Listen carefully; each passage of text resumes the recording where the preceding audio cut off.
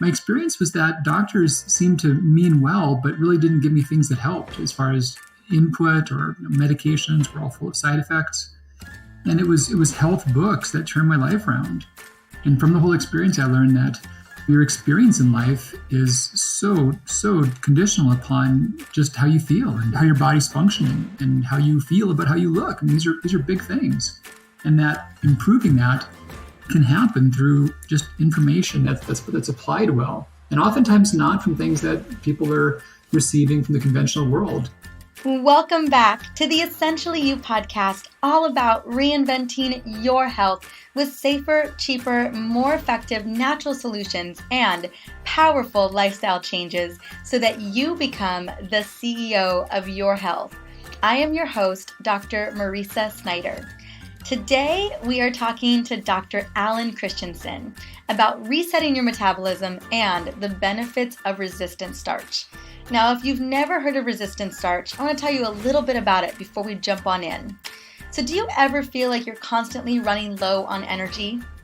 Well, the good bacteria in our body live on good food, just like us. So we have to treat our bodies the right way in order to get that energy that we need to live our life to the fullest. And that is where resistant starch comes into play. See, in order to understand the full impact of resistant starch in our life, we need to prioritize the importance of our gut health. See, as you know, our gut health plays a major role in our overall health, including our energy. Specifically, the bacteria in our gut not only help with digestion, but they help to supply us with multiple nutrients that we need to create energy. The fact of the matter is that when you keep your gut happy and those bacteria happy, you benefit all areas of the body, including your metabolism and your energy levels. So that's why today we are looking at your energy by including resistant starch into your diet and making sure that we keep your gut and your bacteria happy. But before we jump into our very real conversation about the benefits of resistant starch, energy, and metabolism, I want to take a moment and invite you to reach out. Specifically about the Essentially You podcast. I would love to know, what are you thinking about this podcast? Because we are constantly shedding truth on how to eat for your body, how to work your hormones, and how to create really powerful lifestyles. So what I want to know is, are we touching upon the topics that are relevant to you personally? Now, since we started the podcast, I have received hundreds of emails and messages on social media, particularly Instagram and Facebook, from amazing women like yourself who are adopting the advice and the recommendations shared in these episodes. And I am beyond moved and grateful to hear from you. I love being on this journey with you, and I hope you can feel that. Now, you can reach out to me by connecting with me on Instagram at Dr. Marisa, that's at DrMariza, or heading over to my site at drmarisa.com/episode 34, or by simply reviewing this podcast on iTunes or wherever podcast platform that you like to plug into. That way, I can continue to share these amazing episodes with more women ready to become the CEO of their health, because I know that this is a message that we need more than ever. So now let's dive into this real conversation about food, resistant starch, and how to reset our metabolism. But first, I want to sing Dr. Alan Christianson's praises. So Dr. Alan Christianson is a naturopathic physician who focuses on Hashimoto's thyroiditis and natural endocrinology. He has been actively practicing in Scottsdale since 1996 and is the founding physician behind Integrative Health. He is also a New York Times bestselling author of the book called The Adrenal Reset Diet and The Complete Idiot's Guide to Thyroid Disease. Dr. Christianson is the founding president of the Endocrine Association for Naturopathic Physicians, and he is regularly appearing on national media like Dr. Oz, The Doctors, The Today Show, and CNN. And I do know that he has a new book coming out very soon called The Metabolism Reset Diet. You are going to want to check that out.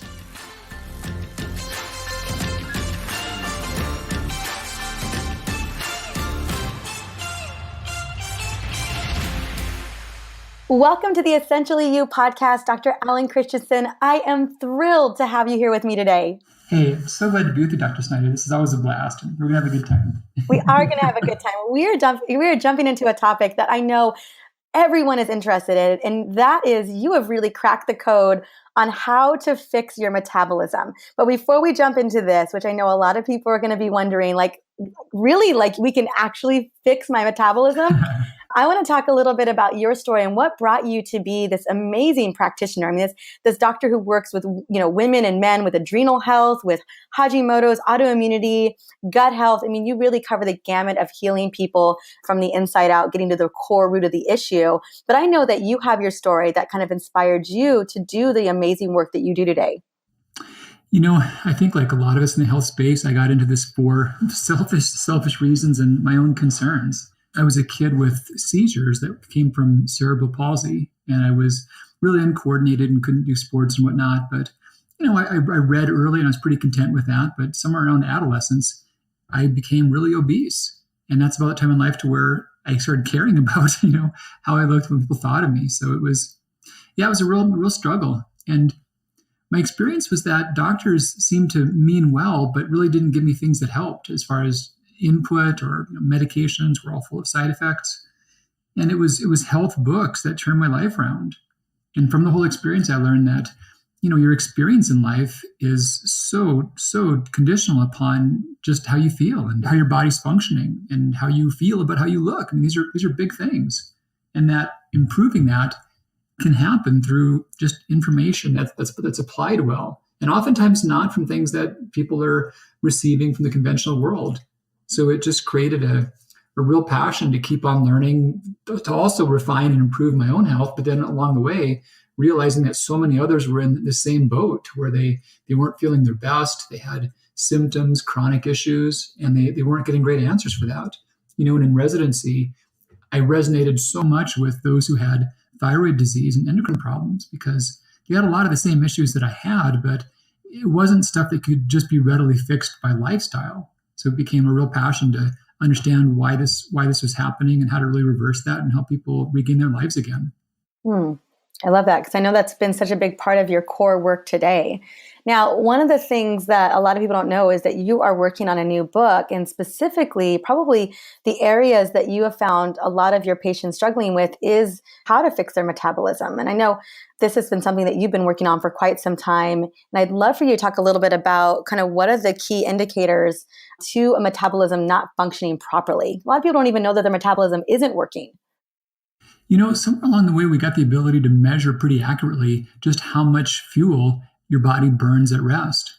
And there's many people who say, hey, I've struggled with my weight and I eat good food, I am active, but I just can't drop pounds, or I keep holding on to body fat. Or if it does come off, I've got to starve myself to make it happen.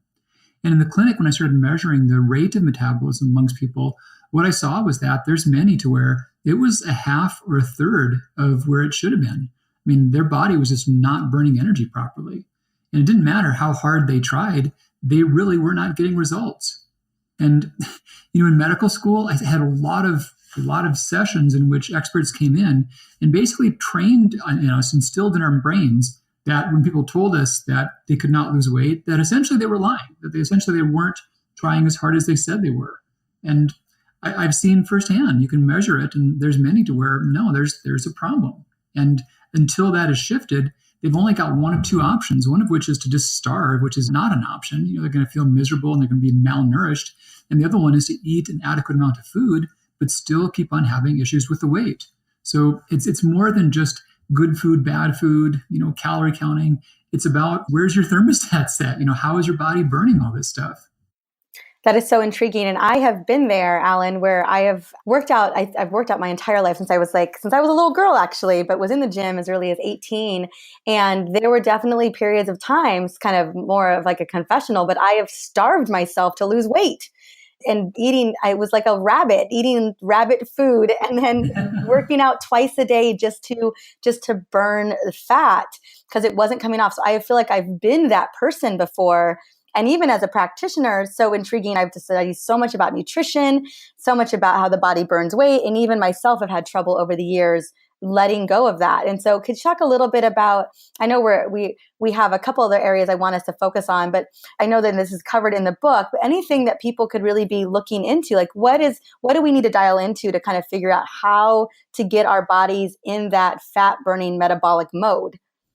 Well, so the cool thing is that when someone is naturally thin, whatever exactly that is, and this is a brief aside, but if we look now at those who have a good body weight, but too much body fat, and then those who are heavier than they like to be, and you put them together, that's over 90% of the population. So whatever that naturally thin thing is, that's now like the fluke. That's like really weird. But what's different in those cases is that we never get exactly how much fuel we need on a given day. And we're always burning some fuel constantly. Our bodies, it's like a car that you can't shut off, or like the refrigerator that's always going. But what happens is that we get a lot of fuel every now and then from our food, and our liver takes that fuel and holds it, and then just gives it out bit by bit throughout the day to keep our energy steady. But what can happen is that the liver can get overloaded with fuel. It's got too much stuck inside of it. And when it reaches that point, any extra fuel you get, or even when you get normal amounts from your diet, it's got to get stored. And so there's two things happening at once, one of which is that your body is always storing things and not burning, but also you're not making energy that well. So it's really common to see fatigue symptoms. So the trick is just having a situation in which you can get that backlog out. And it's some combination of just more fuel than the body needs, but it's not just that, because there's a higher demand of nutrients on the liver to function properly. And in the absence of them, it can't really burn much of anything. And then the third facet to it is we've got so many environmental toxicants that build up within the body and within the liver. They also change how it makes fuel. So something about just too much fuel and too little nutrients and too many toxicants. And I prefer the term fuel because, it's not even anymore about fats, carbs, ketones, stuff like that. Collectively, all those things equal fuel to your liver. They all break down to the exact same compound, and they're all used in the same ways. I want to talk a little bit about the liver, because what we're hearing, I know if I was a listener, I was like, okay, well, the liver is where I need to focus my attention. Because you're right, absolutely. At the end of the day, everything is breaking down into fuel. Your liver is working it out. And so how do we start to connect with what's going on with the liver? How can we begin to support our liver? Clearly, with the toxins coming in, that's a whole nother ballgame. But even just with the fuel that we've got coming in, are there some things that we can look at on a day-to-day basis to really ensure that our liver is allocating that fuel appropriately and not holding on to it? Yeah. So a couple of the biggest variables are how much are we consuming of protein and fiber relative to those fuel sources. Mm-hmm. So protein is a little distinct in that when your liver gets rid of things, I imagine like the seven dwarfs and like little, picks and axes and a lantern, and they're in the mine, they're digging this stuff out, and they're putting this ore that they're mining into carts, and the carts pull it out of the mine, So the liver does that. It's getting rid of junk from your body and stuff that's stored inside of it, and it's got to put this stuff inside of packages so it can be removed, just like, carts coming out of a mine. Well, those packages are really amino acids primarily. They're some of the ones that we often can't form that we have to get from our diets. So one pitfall, and people see trying to lose weight, is that if they just cut their food intake a lot, they may end up shortchanging their liver's ability to get rid of wastes by having too few amino acids. So one trick is getting an adequate amount of quality amino acids in the mixture. The other big one is the fiber content. And fiber is something I'd love to talk a lot more about, because we treat it as a thing, but it's really a category. It's not so much how much fiber do you get, it's the diversity of fiber that you get. And if you get a good diversity of fiber, a nice range of types of fiber, what happens is a lot of waste that your liver does start to send out can get trapped by fiber in the intestinal tract and taken out of your body. But in the absence of a good array of types of fiber, a lot of those wastes your liver sends out, they do not get trapped and they come right back in your bloodstream, and it's got to deal with them again. Mm. So real quick, for those who didn't know what the amino acids are, those are proteins, and making sure that we get all of those good proteins. But let's talk about fiber, because I know this is a big part of your book as well, and a big part of what you've been discovering. And one of the things just I want to acknowledge is that a lot of us are, not only are we not getting a variety of fiber, but we're just really fiber deficient overall. Yeah. Yeah, big problems both ways. So it's a funny thing. I think that most people fall in one of two camps. Either they're just on a standard American diet, or they're on one of the popular current diets. And the pitfalls about the standard American diet is that whole issue you brought up about just total quantity of fiber. We probably need at least 40, 50 grams per day, and most get fewer than 10 if they're on a typical diet. And then the other pitfall is that many of us pay attention to, popular diets and ideas that are in the media, and we often end up getting on diets that are defined by exclusions. It's a diet of stuff that you don't eat. You don't eat this or you don't eat that, and that's how it's really built. And the pitfall is that there's so many things that are should avoid, just junk food and processed food and Twinkies and Big Macs and all these non-food things. But there's a pitfall of avoiding too many categories of real foods, because many categories, especially plant-derived categories of foods, they've got distinct types of fibers. And we can end up losing out on these whole swaths of types of fiber that feed various types of flora and serve various things to help the liver in its detoxification processes. So this whole fad of carbs are the devil. We're probably shooting ourselves in the foot. Totally. There's like two completely contradictory, conflicting ideas that have converged. One of which is that everyone gets how the gut flora is important, and we need these good bugs to make everything work. And yeah, there's been this idea that carbs are the devil. And it's almost like, let's make a beautiful garden, but let's not use water. That's so true. It sounds like California. It's hilarious. So yeah, there's all these indigestible fragments of carbohydrate that feed our good bacteria. And you can look at the whole cycle of food production to where at some point way back when, we ate a lot of foods that were just minimally processed. But then they started realizing that if you took grain products and took away a lot of the fibrous portions of it, they lasted longer. They had a greater shelf life. And they also had, that people often preferred the taste or the color or whatnot. So they got more and more refined. But the reason they had a longer shelf life is because there was a lower amount of nutrients, and bacteria, things that would rot the food, couldn't really process it very well.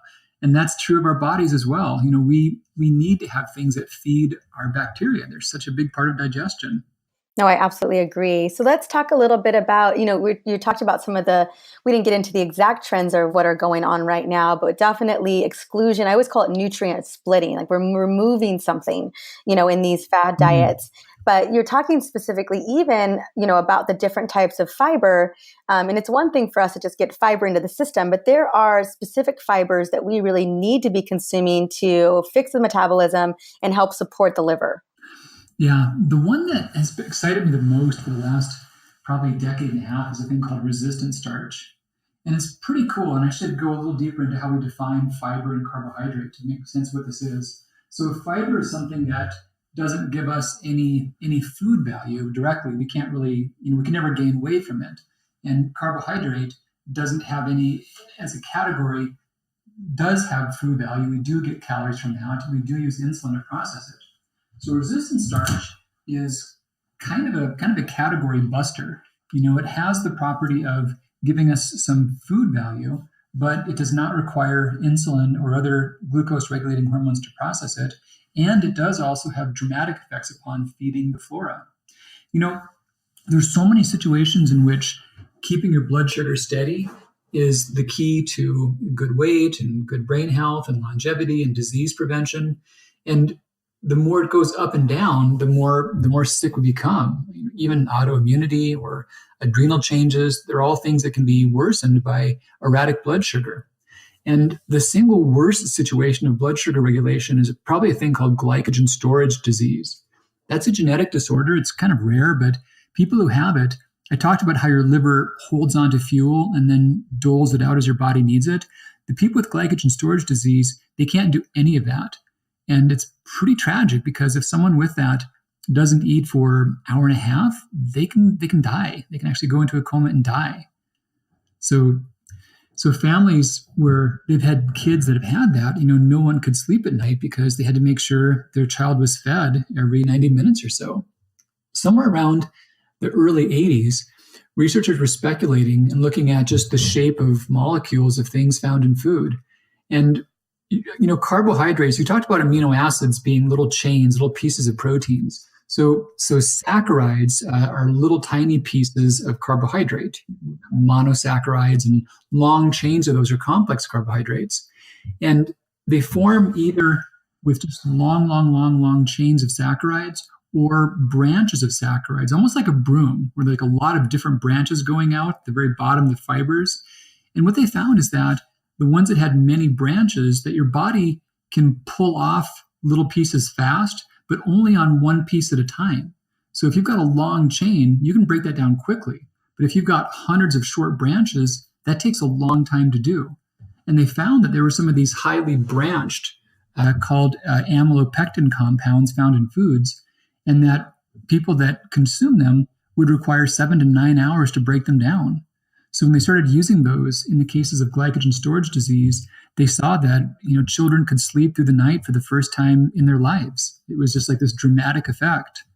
And these compounds have gone on to be researched in diabetes, cancer risks, also with just digestive health. And they have dramatic positive effects upon helping detox pathways and also metabolic rate. So basically, in a nutshell, these small branch chains, they are breaking down slowly, which is stabilizing that blood sugar level. Yeah. So the foods that take the longest to digest, apart from resistant starch, might take about 90 minutes or so to reach the bloodstream. But resistant starch, what's happening is, rather than being absorbed by the small intestine, it's actually being converted into fuel by bacteria in the large intestine. So there's no ups and downs of blood sugar. It's just a steady source, and it may last for 7 to 9 hours or greater. It's really in a class by itself.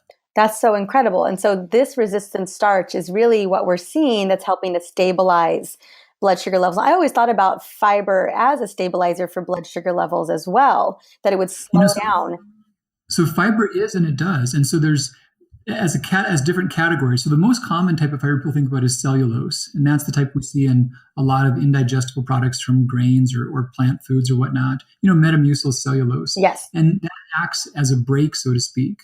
I almost think about like the race cars that drop the parachute to slow down at the end of the runway. And so if there's a lot of cellulose in your food, then that food will take on more physical mass. It'll just swell up and take longer to leave your stomach.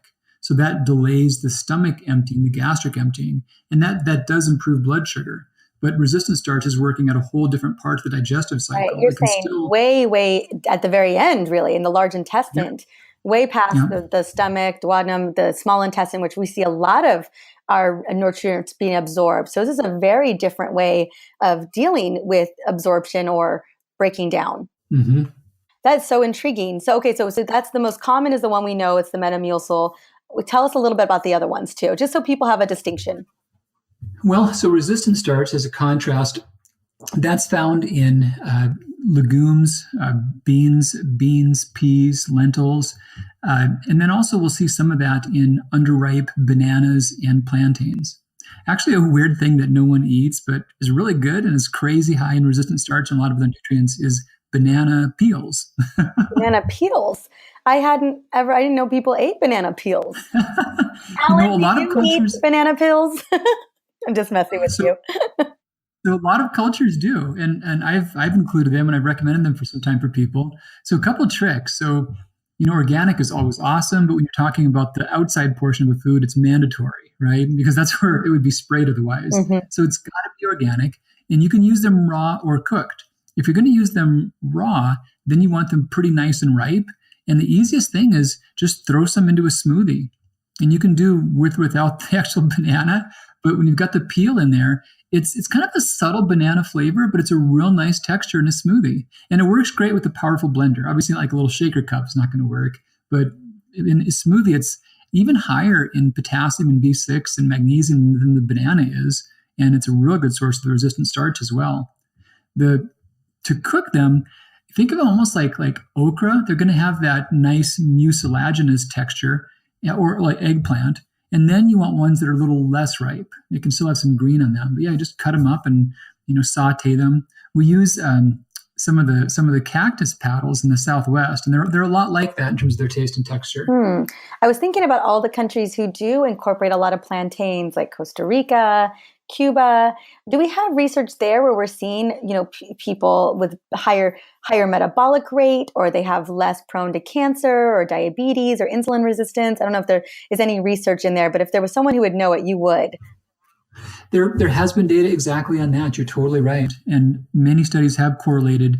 You can look at interventional studies where you take a group and you give them resistant starch, or you can look at more so epidemiologic studies where you see populations that consume more of it and then see what happens to them and their disease risks. And those things have been factors. There's a compound called butyrate, and a lot of exciting data about how great butyrate is for your immune system, your gut, your liver, all sorts of things. And funny, you'll hear people talk about butter as being a source of that. And I guess it is, but I did the math on this not too long ago. And so you can get butyrate from butter. It takes about 1 1/3 cups 3 times a day of butter. So it's about 9,000 calories for a therapeutic amount. But thankfully, what you would get from even like half a cup of cooked white navy beans is the same quantity. So there's a lot more you get from your body making it than you get from things that actually contain it. Well, now that we know what resistant starch is and the benefits of it for helping to support our metabolism, I'd love to know, how are you recommending integrating resistant starch? Is this a recommendation for every meal? And then even in that, Alan, are you recommending as well any type of, I don't know what your thoughts are. This is kind of a separate topic altogether, probably a whole different podcast, but what are your thoughts around fasting? Do you recommend any fasting or a certain period between meals? What does that look like for you and for your patients? Yeah, awesome question. So the first one, as far as recommendations with resistant starch, most natural foods have some are just ridiculously much higher than others. And I encourage adding at least about 2 servings of high RS foods per day. So yeah, legumes, plantains are great options. Potatoes are actually really nice ones too. And not sadly not sweet potatoes, but plain old white potatoes. They lose a lot of RS when they're baked and obviously fried, not good for lots of reasons. Boiled, they're great in that. And funny thing, when you boil them and have some leftovers and then refrigerate them and warm them up and refrigerate them again, they keep making more and more of it. So that's a cool way to get a bunch of it. So leftovers. So you have permission to do leftovers. So yeah, I was just actually doing some research on sweet potatoes, and they're a completely different plant. So yeah, and a lot of people don't know that. So thanks for addressing. I was going to ask you that. I knew the answer, but I was going to have you answer that. But thanks. So about fasting, the other thing, lots of great reasons for that. Many can be more psychological or spiritual, or just changing one's mindset and one's habits. I think it's a phenomenal way to really explore deep into, subconscious drives or whatnot. If you ever fasted for a little bit, it just fascinates me how much of our day, how much of our time is allocated to some type of food behavior. Whether it's shopping or prepping or eating or cleaning or using the bathroom. I swear it's like half of our time. It is. It's either going shopping for it, we're prepping for it, we're planning it. We've done so many different fasts and detoxes, and I do a lot of intermittent fasting, and it's incredible. I wouldn't call it even just food triggers, but oh my gosh, how much of our life is circled around eating, and it's crazy. The times when you're fasting, it seems like your days are like 36 hours long. Like, what do I do with myself now? Right. I go to bed early on those nights because I'm like, I don't know what to do, or read. Yeah. I always kind of, when we walk people through detoxification processes, and, you stop eating at 6 or 7 o'clock at night, and people don't know what to do with themselves. And they're so afraid that they're going to get into something they shouldn't, at like 9, 10 o'clock at night. So it's just better to just go to bed. Yeah. So in terms of those who are doing it weight loss purposes, people that have problems with liver function, it can help them in the short term, but then some are set up for regain afterwards. And here's what happens. So I mentioned about how the whole thing about the buckets and the mining and the amino acids. So your liver has to have a certain amount of protein to function. It's just non-negotiable. And if it doesn't come from the diet, then your body can just scavenge it from muscle tissue.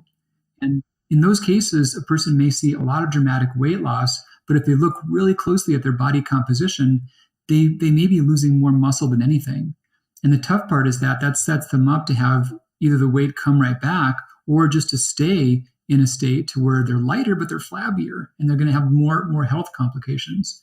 So the trick that I like in terms of those who are trying to lose weight and have some barriers with their liver, their metabolism, is to get adequate protein, but to do a lower fuel regime for a brief period of time. And then also have adequate nutrients and just a real minimal load of chemical burden. And the whole combination can set it up to where the liver gets to clear out its backlog of fuel, and it doesn't have to take away your muscles to do it. Mm-hmm. So what you're recommending for the most part, let me understand this, is that decreasing the fuel, but ensuring that you're getting those proper amino acids.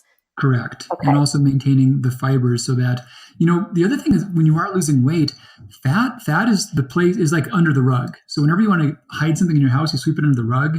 That's what your body is putting in a lot of fat tissue. And so when you break down fat tissue, there's a ton of toxicants that get released and start circulating in your bloodstream. And if your body cannot process that, there's data now showing that your liver will just shut down the fat loss process to protect itself. So you're talking about detox. You've got to also be taking appropriate steps like you teach people about to detox during that whole weight loss cycle. So your body is not retoxifying or getting these toxicants more concentrated or in worse places or just making it all not work.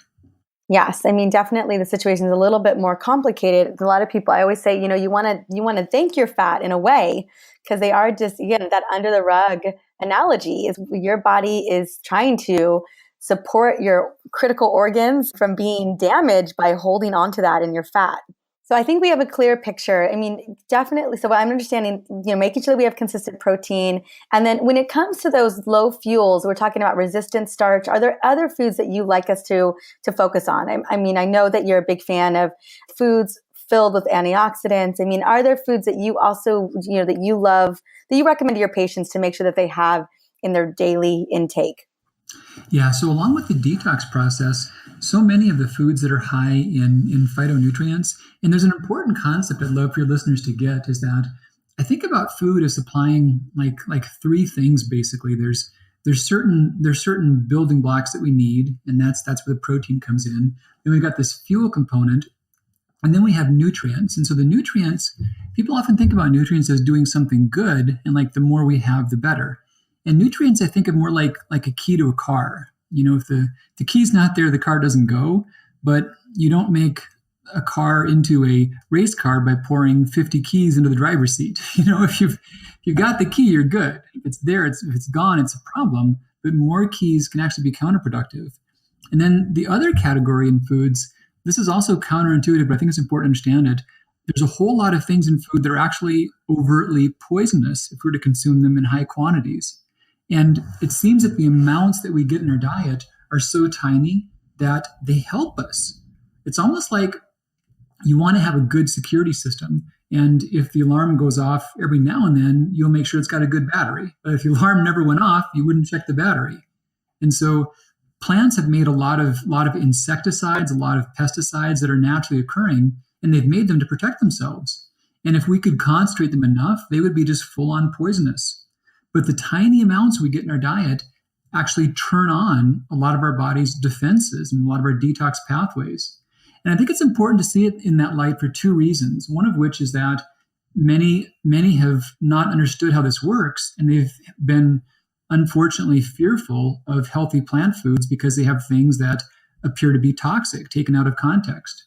And then the other thing that helps people weave through is the idea that we need to take these good plant compounds and do mega doses of them.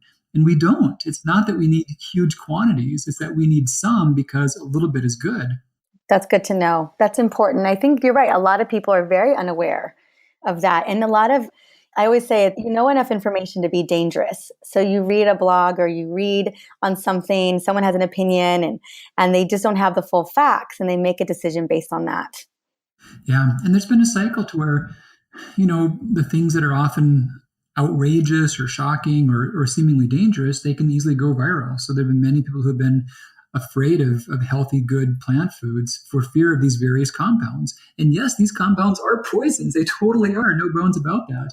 But the little tiny speck that we get is really good for us. Broccoli is a great example. The indole compounds that we've known can lower the risk of many cancers. Those are insecticides. Those kill bugs from plants trying to grow on that. And if we could purify that, it would be fatal. But the little specks do wonderful things for our liver and our body's own internal antioxidant pathways. So take home real quick is to eat broccoli. Eat broccoli. And honestly, there are no plant foods that you can buy that are going to hurt you. There are certainly things that people can be allergic to, and there's unique cases. But a long time ago, we figured out what's safe to eat and what's not. Well, and I love that you are doing a lot of research right now to kind of overcome that fear, because gosh, all of these plants, I mean, I can't think of the cruciferous family alone. I mean, the broccoli, the kale, the Brussels sprouts, cauliflower. I mean, there's so many benefits to these foods, and people are avoiding them because they're afraid of the oxalates so I'm really grateful that you are addressing that.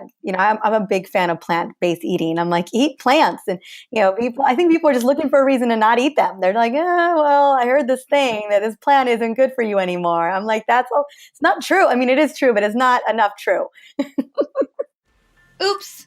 The very last minute of my interview with Dr. Alan Christianson got a little bit garbled, so I want to personally take a moment and quickly share his amazing gift with you today.